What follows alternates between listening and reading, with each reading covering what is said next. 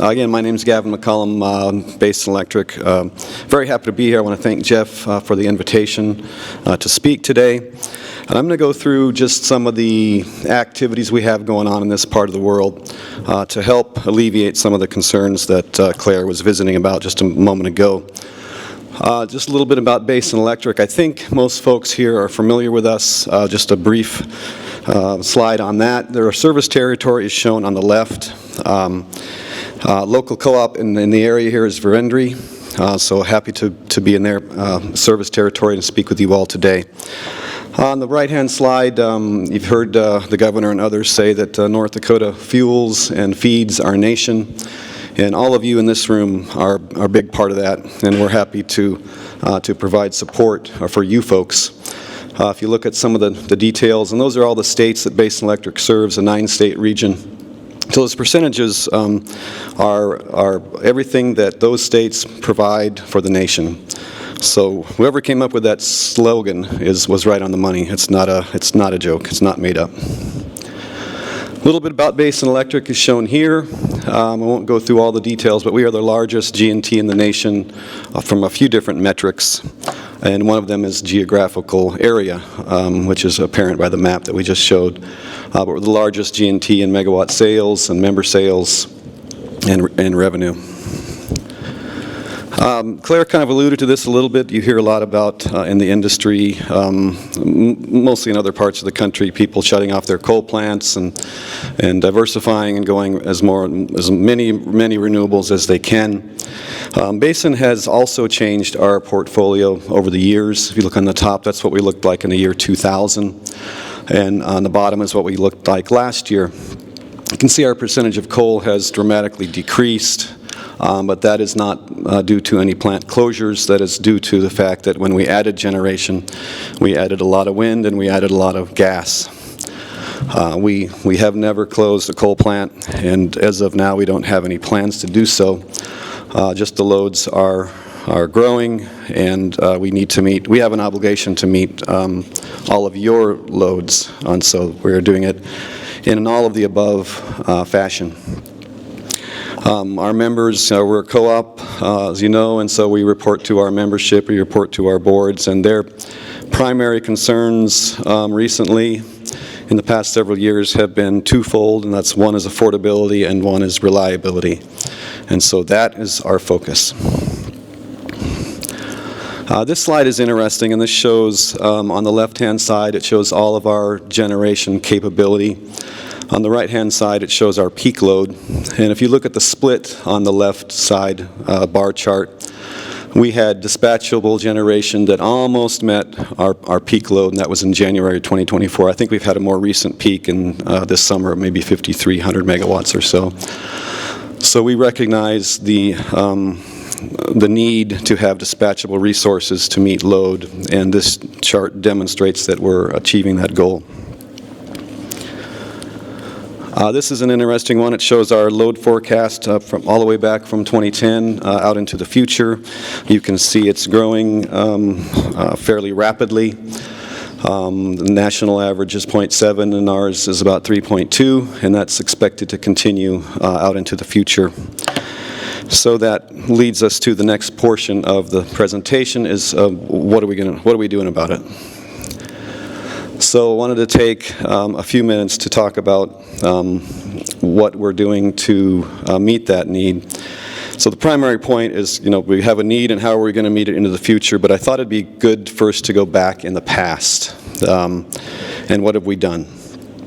So if you start back, and this is 2009, there's not a lot there. This is right before the oil boom hit. We have down at the bottom right, you see Leland Olds and Antelope Valley. In 2010, we added a 95 megawatt gas unit in Culbertson, Montana, just on the other side of North Dakota. And then in 2013, we added a couple small combustion turbines, some close to Williston, some close to Watford City. In 2014, we added on to the Pioneer Station, added 2 more small combustion turbines, 90 megawatts total. 2015, we've added a couple more units down at Lonesome Creek in Watford City, and we also added 345 transmission line from Antelope Valley to Judson. 2016, we added some more generation at Pioneer in the form of some reciprocating engines.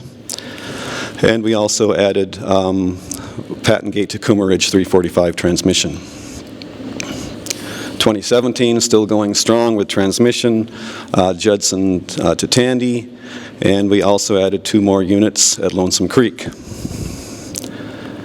2018, a small transmission line out farther east. In 2021, through COVID, we added 1 more unit at Lonesome Creek 6. And finally, in 2022, Nessa to North Shore 230 kV transmission line. So if you add those up, all the projects we just talked about, is over $1 billion of investment in that part of the country throughout those years. So I just wanted to remind everybody what's happened, and I know some of our local co-ops, particularly McKinsey Electric and Montreux Williams, who support those areas, they had their own distribution upgrades that were quite impressive and quite massive. So that the $1 billion is just what Basin spent, and on top of that, your local co-ops in those areas had investments to get those electrons to everybody's homes. So I'll hit on the future projects that we have going. Some of them are in the works right now, and some of them will be coming soon. The Pioneer Station Phase 4 up in Williston is being constructed as we speak, and that will add about 600 megawatts of gas-fired generation to that station. And we're also building a 345 line from Roundup to Coomer Ridge, so you'll see that'll be a nice little loop adding reliability to that part of the region. Those should both be done in 2025. Actually, the transmission line, we're hoping to get that energized later this year. And then in 2026, we hope to energize Leland Olds to Tandy, what we call the East Loop project. So when that is complete, there'll be a 345 ring basically all the way around Lake Sakakawea.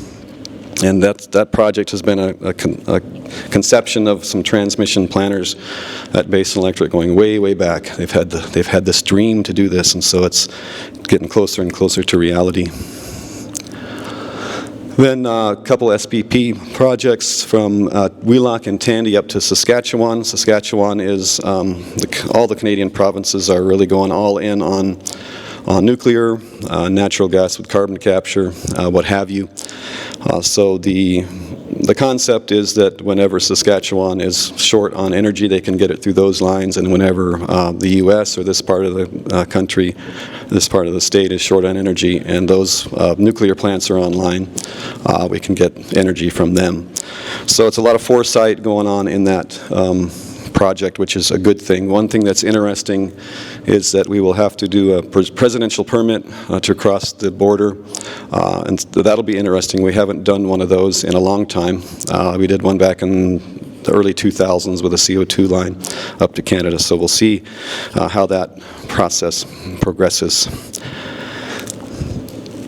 And then the last one that we have on the slide, in 2030, we hope to have a new power plant. Right now we're calling it the Williston Load Pocket Generation Project. We'll hopefully have a real fancy name for that project sometime soon.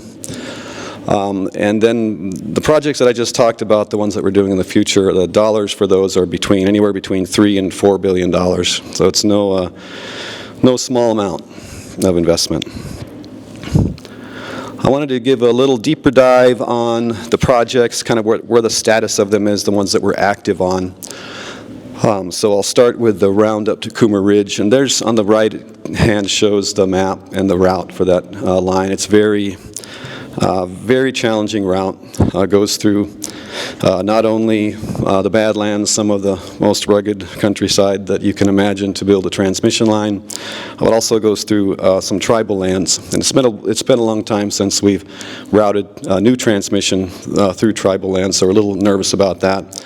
But I do want to make it clear that we could not have done this project without the assistance and the guidance from the MHA Nation. Chairman Fox and Catherine Everett and their teams have been instrumental in guiding us through some of the processes that the tribes require. So that project is going well. We hope to get that energized, like I said, at the end of next month. Fingers crossed. We should come in under the budget, which is shown there, of $95 million. And I'll have a couple pictures of some of that data. Is a little dated. We've got more than 13% of the line strung by now. But you get the idea. We are getting very close. This shows some of the photos so you can get a sense for the challenges that we have with that project. And recently, we had a really good construction season. Not a lot of rains, and it's interesting because sometimes the weather that you like to complete a project is just the opposite of what some of the farmers need in the area of the state. So it was fortunate for us, not as much so for others. And most recently with the fires in western North Dakota, we were very fortunate in that it didn't affect this project. It got very close, and we were nervous about that. It got, within less than a mile of the project itself and some of our staged equipment. So we were thankful for that. We're very thankful for the first responders, and we do recognize very clearly that project's status is secondary to human life, and we're very condolences out for those who lost their life in that tragedy. And this is the project schedule. Like I said, we should beat that. We worked with SPP and assumed that we would be done in the spring of 25. The team has worked very, very hard to get this done before the end of the year. Leland Olds to Tandy is the next big transmission project. Right now it is in right-of-way phases and the design phases. Let me back up to this slide. The line itself around up to Coomer Ridge is about 33 miles, and we have 81 miles of access roads as part of the project. Just to get in and out of the Badlands, to have access to those lines is very, very difficult. So back up to Leland Olds to Tandy, currently a massive right-of-way effort. The line itself is going to be about 160 miles, and we've evaluated over 700 miles of different routes. We take great pride in our right-of-way team and the work that they do, working with folks like yourselves, landowners in northwest North Dakota. They are our members as well, in accommodating their needs around their land, around their farmland, around whatever land they have. And so our teams, it's an iterative process to find the end route for a line such as this, and the team has worked an awful hard to get us to the point that we're at now. We're making progress on the right-of-way, so we're happy about that. The budget for that project is over $400 million. That budget is probably okay. That'll probably be the one that's the most at risk, just because of all the easements and everything that goes on with that. And then that budget was set a couple years ago, so inflation, obviously, we'll see how that goes. And there's the schedule for Leland Olds to Tandy. You can see the hoping to get that done in 2026. If you look at the three green bars down at the bottom, those are the construction schedules, and basically we're going to have 3 separate contracts for that, starting from 3 different endpoints, 3 different starting points, all working concurrently so that we can get that project done when we need it. And Wheelock and Tandy to Saskatchewan, we won't talk too much about that, but that's also a right-of-way effort at this point. And there's the schedule for Wheelock to Tandy, so that one will hopefully be energized in 2027. And that's the one that has the presidential permit, so we'll kind of see how that goes. It's not a pipeline, so it might have a little better chance at crossing the border, but time will tell. The Last thing on the transmission side I wanted to point out with these DLR stands for dynamic line rating. When you're designing a transmission line or installing a transmission line, that conductor has a certain capacity based on its size. And throughout history of the industry, engineers calculated how much carrying capacity was in a line based on certain assumptions of temperature, ambient temperature, wind, all that affects the sag of the line, and all that affects how much you can pass through that line. So they came up with these dynamic line rating sensors, and what that does is it measures the temperature of the air, it measures the wind speed, and it recalculates that carrying capacity of each line on a minute-by-minute basis. So the thought is that you can carry more through that line if you are really utilizing it to its fullest and not just relying on factors of safety or assumptions in the calculation. So we put these devices on a couple WAPA lines, Watford City to Charlie Creek, and Watford City to Williston. And it's hard to see, but in the middle bottom picture on the transmission line, there's a little blob, and that's just like a device about this big that you clamp on there, and it connects to the internet, and you do these calculations. So we did that this year in the coordination with WAPA. And the electrical engineers are super excited about that. They are geeking out on this technology, as you can imagine. This slide kind of shows in the green, it shows what the dynamic rating is of that particular line. You can see the blue pins are where they put those devices. The black dotted line is the static rating. So the static rating is the rating that they came up with the design and the factors of safety. And you can see it where the green is almost all the time higher than that. There is one area where it must have been really warm that day or something, but the dynamic line rating was actually less than the static rating. I'll move on to my favorite topic, the generation projects. I grew up kind of on the generation side of the business, so that's what I know the most about. This is an interesting slide. It shows all of our plants right now on the books. They're about $800 per kW. The new generation projects we talked about, primarily Pioneer 4, is at about $1,700 per megawatt hour. The new project that we talked about between Williston and Tioga will be much higher than that. We're still figuring that out right now. In fact, as we speak, team is down in Kansas City working with the engineer to come up with the estimate for that new project. This is the Pioneer Phase 4 project in Williston. Just a couple recent photos. They're actually a little bit dated. It looks better than that now. There's basically two distinct project additions. There is 2 gas turbines on the north side, about 240 megawatts each. And then on the south side of the plant, there are 6 new 19 megawatt reciprocating engines going in. So I tell my boss that this is like getting 2 projects for the price of 1. And he does not believe that, and he's right. It's 2 projects for the price of 2.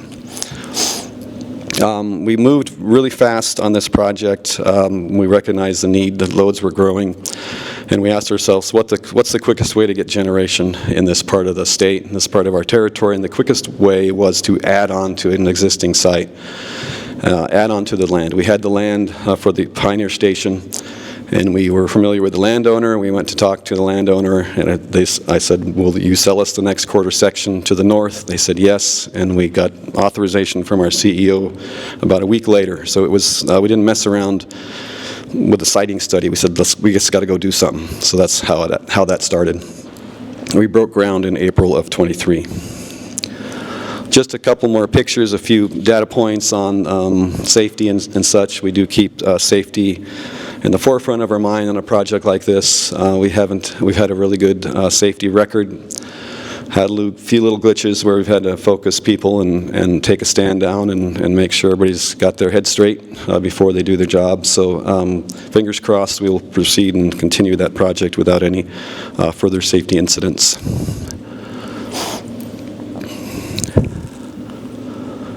A couple more pictures. There's a transmission line associated. We should come in less than the $805 million budget. We're tracking less than that today, so hopefully to get that done properly.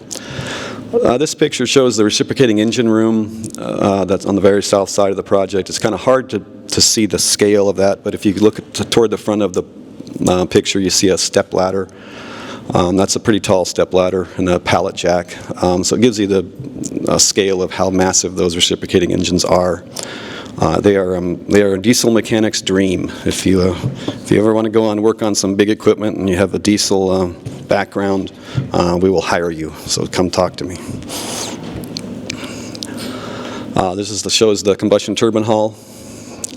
A couple different shots there. It's really coming along good. I was there a couple weeks ago, and it's coming along nicely. Just kind of an overview of the project itself. You can see it's about a mile long when it's all said and done. I'll kind of go from bottom to top or from left to right. That's the first tall stack. That building is the new reciprocating engine, so that's the 6 19-megawatt engines.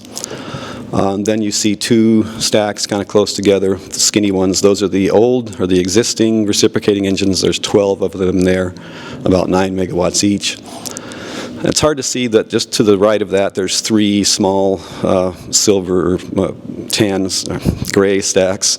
Those are the existing the existing gas turbines, the small ones, the 45 megawatts.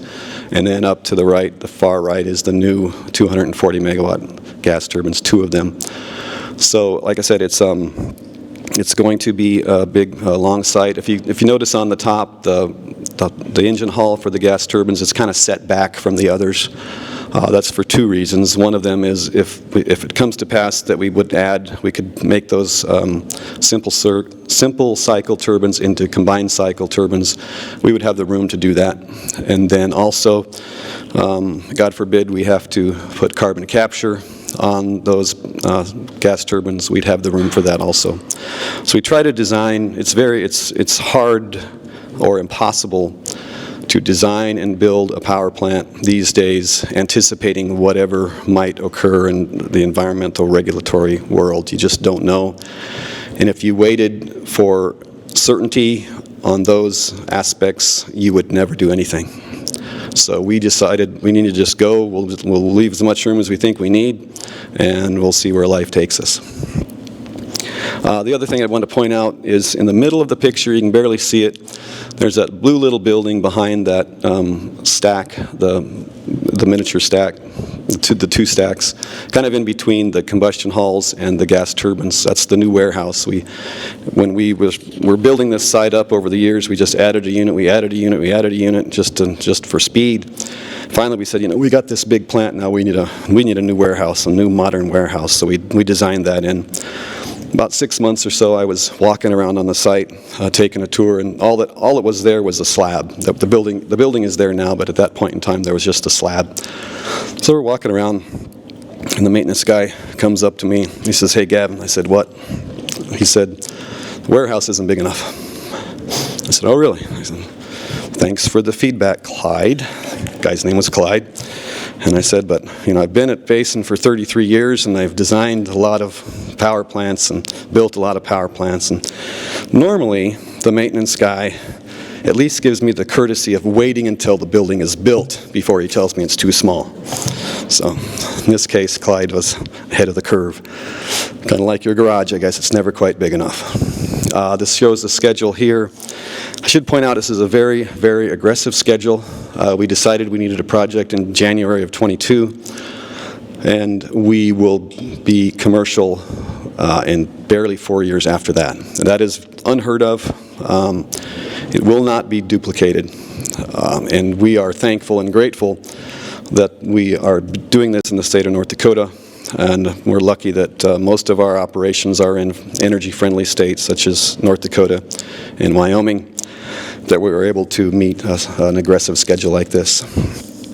The last project I'll talk about briefly, this is the one we're just developing. We're just in the middle of that project now, is what we're calling the Williston Load Pocket Generation. It'll be located in Wheelock Township, and that'll be 2 one-on-one combined cycles adding up to about 1,400 megawatts plus or minus. And we are working towards COD of 2030. Just some of the data that we're looking at, about the project. A substation will be close to the site. We'll be able to tie into both the existing 230 and 345 systems. Gas, of course, will be necessary, and we have begun the PSC and permitting activities, and we are working on the final project definition, which will set the schedule and will set the budget. I mentioned the budgetary prices are coming in much higher than what we spent on Pioneer. I was at some other recent industry meetings this past week or so, past couple of weeks, and everybody is having the same sticker shock that we are when it comes to prices and availability of equipment. Just some stats on the project. It'll be 2 1-on-1 combined cycles, and we'll also have room for carbon capture on that site if we ever have to add it. You can't really see this photo or this slide, but it just gives you an idea of the sense of the plant layout, and there's 2 side-by-side units. We have a combined cycle in South Dakota, Deer Creek Station. We use that as a basis for this design. We try to do that when we can. In fact, if we recognize that 2030 is not the final answer, and that in 2033, 2034, whatever, we'll have to do something else. And our thought is to cut and paste this design and put it somewhere. So we're trying to ensure that whatever we're thinking about now, we can apply that to the future. So with that, I want to thank Jeff and his team. I want to thank all of you for being here. We recognize that this is a very important location for the country. We are very proud and happy to be part of the energy industry in western North Dakota. So thank you.